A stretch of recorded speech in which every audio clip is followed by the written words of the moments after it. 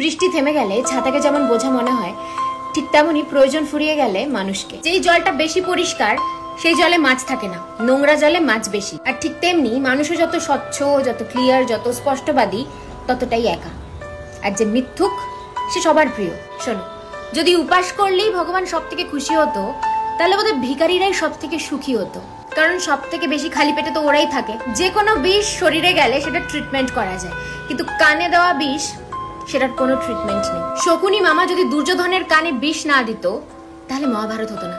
আর যদি কুজি মন্থরা কৈকেয়ীর কান না ভরতো, তাহলে শ্রী রামচন্দ্রকে 14 বছরের বনবাসেও যেতে হতো না। ইন্টারেস্টিং না? একটা জলের ফোঁটা যদি কাদায় পড়ে, সেটা কাদা হয়ে যায়।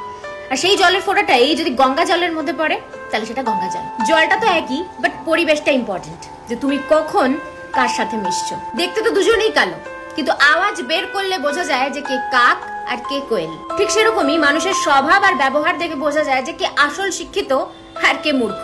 যে সত্যি বলে তাকে একবার কষ্ট করে সত্যি বলতে হয়, কিন্তু যে মিথ্যে বলে তাকে বারবার বারবার মিথ্যে বলতে হয়, একটা মিথ্যে ঢাকতে আরেকটা মিথ্যে। মিথ্যে কথা বলে তুমি পরকে খুশি করতে পারবে, আপনজনদের না। আমার তো মনে হয় মাঝে মাঝে খারাপ সময়ও আসা উচিত, তাহলেই বোঝা যায় যে কে আপন আর কে তোমার আপন হওয়ার জাস্ট নাটক করে। কে বলে গো যে শিক্ষা শুধুমাত্র বই থেকে আসে? মানুষ আর জীবন যে শিক্ষা দেয়, সেটা কোনো পাঠ্যপুস্তক দিতে পারে না।